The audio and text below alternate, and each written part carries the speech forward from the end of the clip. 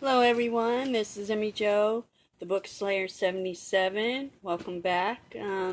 Sorry I didn't post anything for the past couple of days. Been busy trying to get through all these library books. If you've watched my previous videos, you will see that the library sent me out 8 books. Normally that never happens with my small library. Usually I'm on a wait list forever, but for some odd reason, I was like number 50 something on the book, and then all of a sudden, I got all the books at one time. So I've been overwhelmed trying to read those and some other ones that friends have wanted me to read. But we're going to start with the review on Jennifer L. Armentrout, The Problem with Forever. And I give that one 5 out of 5 steaks. Yes, 5 out of 5 steaks. Well, basically, we meet Mallory. She starts off as, how do I describe? Because I don't want to be too sad, but for those who have read this book, it's an eye opener, okay? Because basically, you have all these emotions at one time. You're happy, but when you first start off, you're sad, but you are rooting for this character like unbelievable, like no lie. So we start off with Mallory talking about how she was in a foster home, but in a foster care with two people, a male and a female, who were not very kind. They didn't really pay attention. They didn't care. They seemed like they wanted the money that was coming in for taking care of her and Ryder, another little boy, because they were both very young. I believe he's 1 or 2 years older. But they formed a bond. And basically, he's saying to her, I will always protect you forever. And she would get into some scraps because she would be hungry. And then the male, the guy would be verbally and abusive. Not to her so much abusive, but verbally, yes. So Ryder, being her protector at such a young age, and he was so young, will tell her, shh, be quiet, don't make a sound, quiet as a mouse. So she would learn to be sight unseen.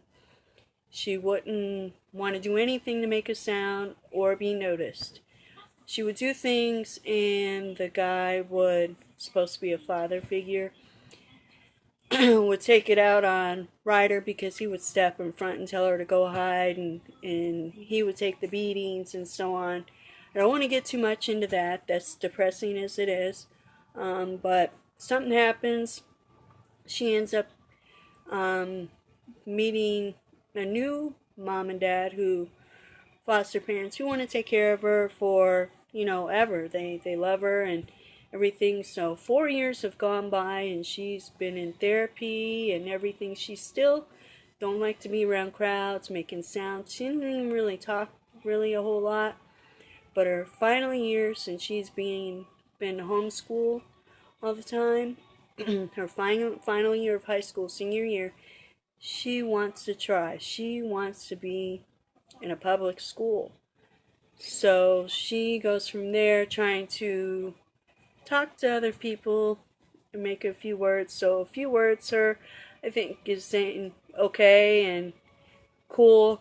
That's like a milestone for her. That's like awesome. So she's so excited about that, and I was rooting for her. I'm like, girl, you're cool. Don't let she thinks she's not normal or anything. She's embarrassed because she can't do the smallest things like talk with other people, go to parties or anything. She gets too much. The anxiety is just overwhelming. Well, she ends up in class, her last class of the day, and who shows up in that class? Ryder, her protector, for like ever. She hadn't seen him in 4 years. Keep that in mind. 4 years have gone by. So she is sitting there talking with him with their eyes, basically. They're looking at each other like, yes, I know you.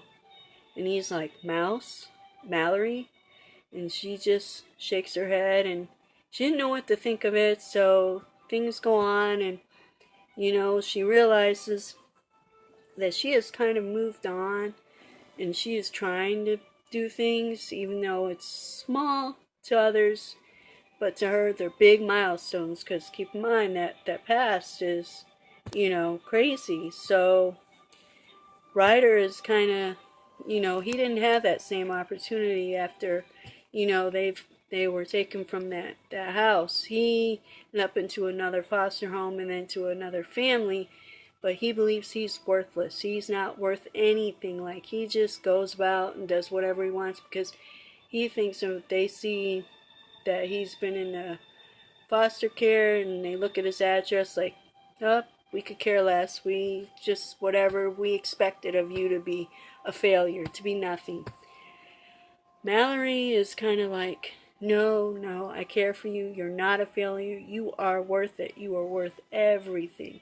So it goes on, and you learn that he doesn't really want to be, he doesn't want to try to do anything. He just thinks like, what's the point?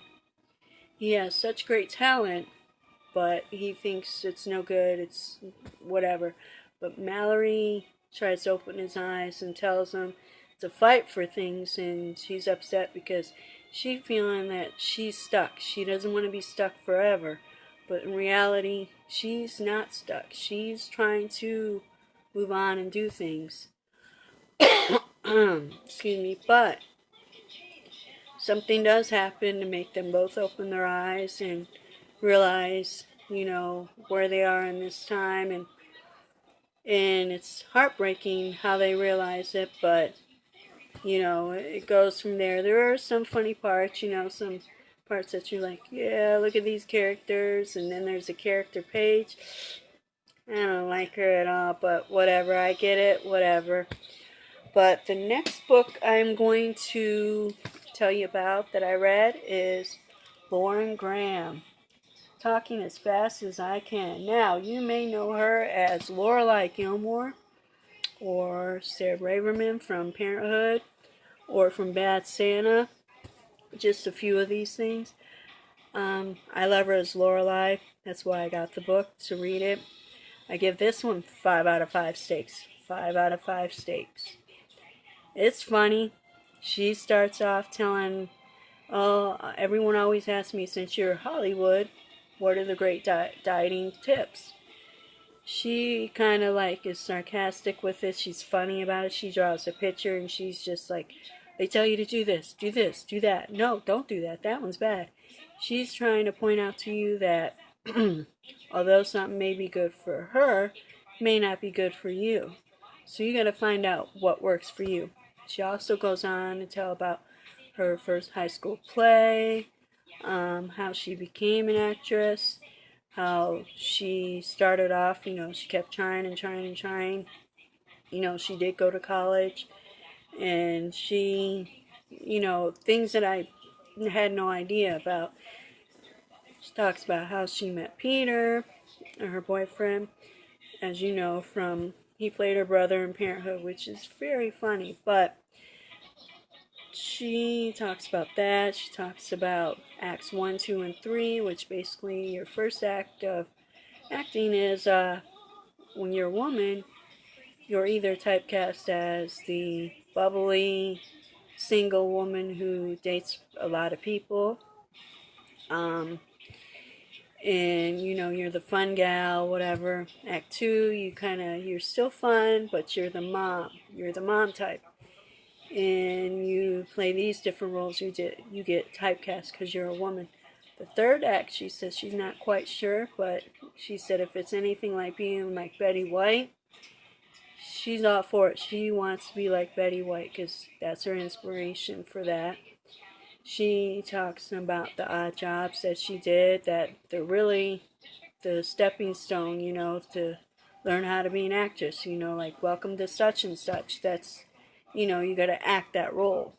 She then talks about how Gilmore Girls, how she wasn't sure that it was gonna be lasting. It wasn't gonna last because it was on a Thursday night, 8 o'clock, WB. It's like a weird time slot. So she didn't have high hopes, but it turned out 7 seasons. She loved every minute of it. They didn't know that it was going to end right then. So, you know, they were all sad. They didn't really have a proper goodbye party or anything because nobody really knew. But then she talked about parenthood, how she got along with the cast. Everybody was wonderful. They kind of improvised on some things, and she loved that. She talked about Old Lady Jackson. That was hilarious. That's like her alter ego about giving the advice and what she wouldn't do. But she goes, me as Lauren. Oh, I think that's awesome. Oh, yeah, that's great. So that was hilarious. And talking about technology, which is true, she was saying about how most people spend more of their time on the phone instead of interacting as when she was a child. You know, we all, even me, we all did more things as a kid outside and hung out with friends as opposed to being on the phone playing these games and everything else. She talks about that as Old Lady Jackson.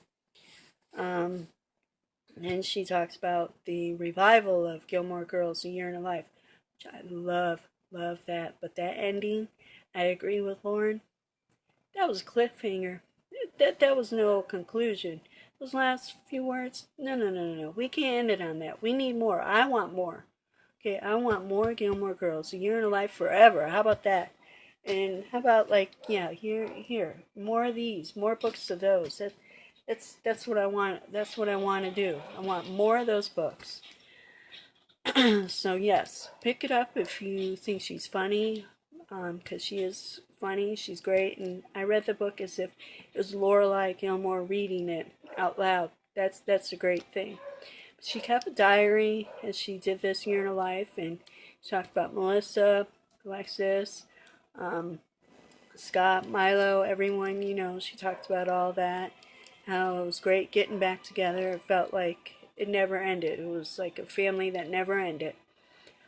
So that was great. Now today, why I'm going to try to finish this book, Anna Kendrick, Scrappy Little Nobody. We're going to see how that one is. It's a little bit longer than Lauren Graham's. It's a little over 200 pages, so probably 3-4 hours I'll knock it out.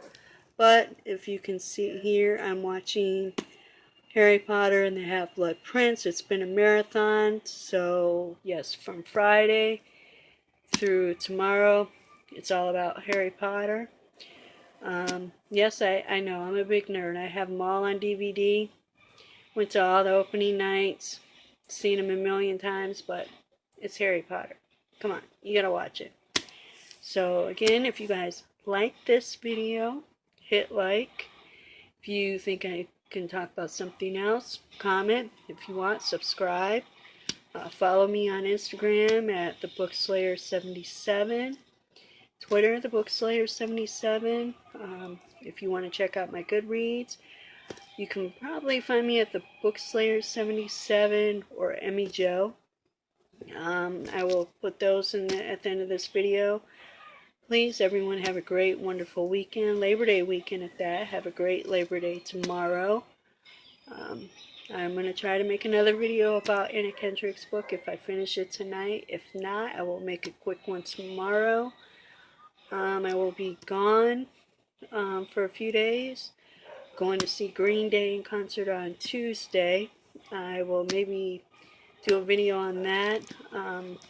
Again, everyone have a great, wonderful day, and talk to you later. Bye.